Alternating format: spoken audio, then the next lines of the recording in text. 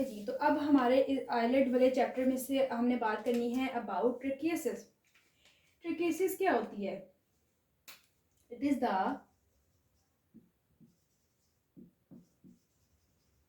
Miss direction है आपके पास eyelashes की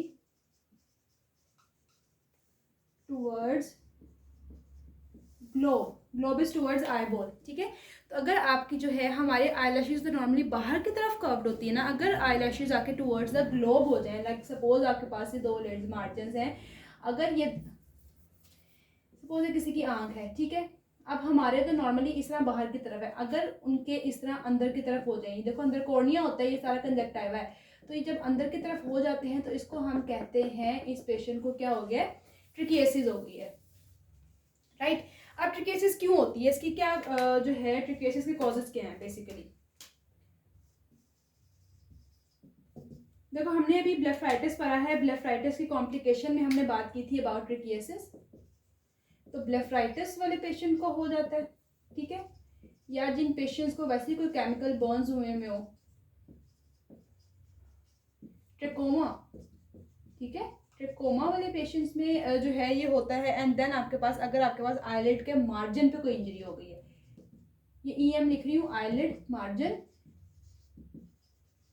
पे इंजरी होगी, तो आपके पास ये कॉजेज है ट्रिकियसिस के। अगर आपके ब्लेफराइटिस है पेशेंट को केमिकल बर्न्स, देखो केमिकल बर्न्स होंगे तभी और आईलिड के इंजरीज होंगी, तो कॉमन चीजें हैं, ठीक है। ट्रिकोमा और ब्लेफराइटिस आपको रटना पड़ेगा जी, ब्लेफराइटिस में होता है और ट्रिकोमा में होता है। अब पेशेंट किस क्लिनिकल फीचर के साथ प्रेजेंट करेगा, अभी तो बहुत ईजी चीज है।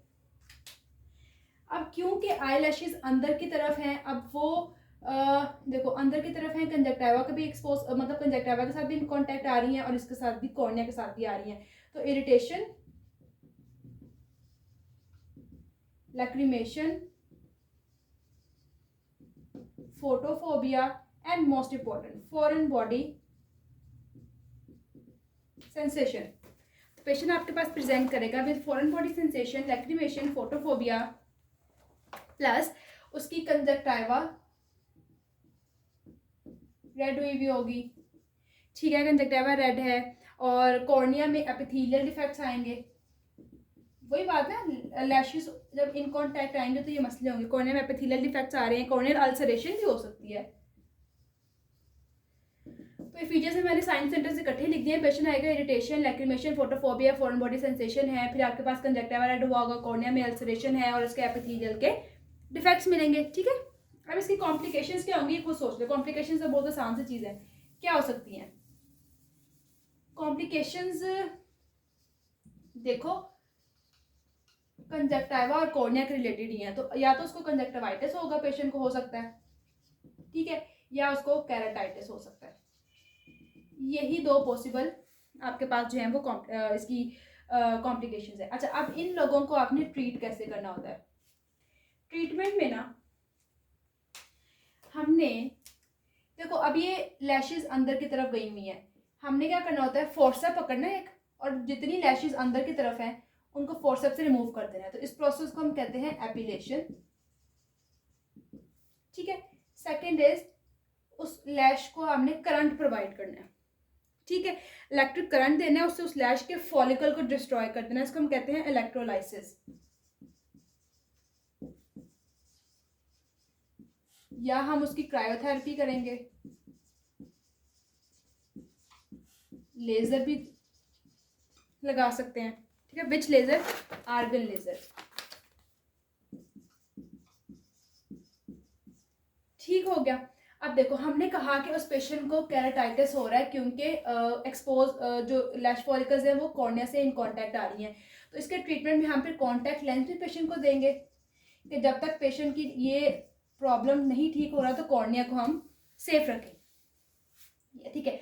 अब देखो सपोज आपके पास एक पोर्शन, बाकी लैशेस ठीक है, और एक सेगमेंट ऐसा जिसमें लैशेस अंदर हैं, तो अगर आपने ये सब कुछ करके देख लिया है और पेशेंट ठीक नहीं हो रहा तो फिर हमने सर्जरी की तरफ जाना है, और ये वेज समझो एक पार्ट है ना, तो फुल वेज रिसेक्ट, इसको हमने रिसेक्ट कर देना है, क्या कहते हैं इसको, फुल वेज रिसेक्शन। अच्छा, अब हमने इसके डीडीज देखने हैं, दो डीडीज होते हैं इसके डीडीज में दो चीजें हैं, या तो एक है ट्रिकिएसिस ये होता है एंट्रोपियन के केस में, और भी हम आगे एंट्रोपियन भी पढ़ते हैं, उस केसेस में सूडो ट्रिकिएसिस है। और एक होता है डिस्ट्रैकिएसिस।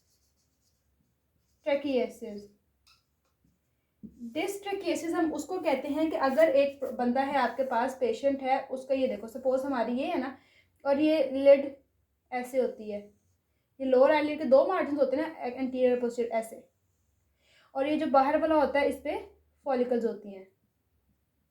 डिस्ट्रैकिएसिस वाले जो बंदे होते हैं उनके पास एक एडिशनल रो होती है ऐसे, मतलब लैश फॉलिकल्स के लिए दो मार्जिन है, एक बाहर की तरफ है और जो ऐसे बना है ना, हो सकता है इसकी लैशेस अंदर की तरफ चली जाए, तो इसको हम कहते हैं डिस्ट्रैकिएसिस के उसके पास आईलिड की एक एडिशनल रो है। हमारे पास तो एक ही रो है जिसमें आईलैशेस है, उसके पास एक एडिशनल रो है, और उस एडिशनल रो की वजह से क्या हो रहा है, उस पेशेंट को ट्रिकिएसिस हो रही है। ठीक है, अब हम बात करेंगे अबाउट एंट्रोपियन। एंट्रोपियन क्या होता है?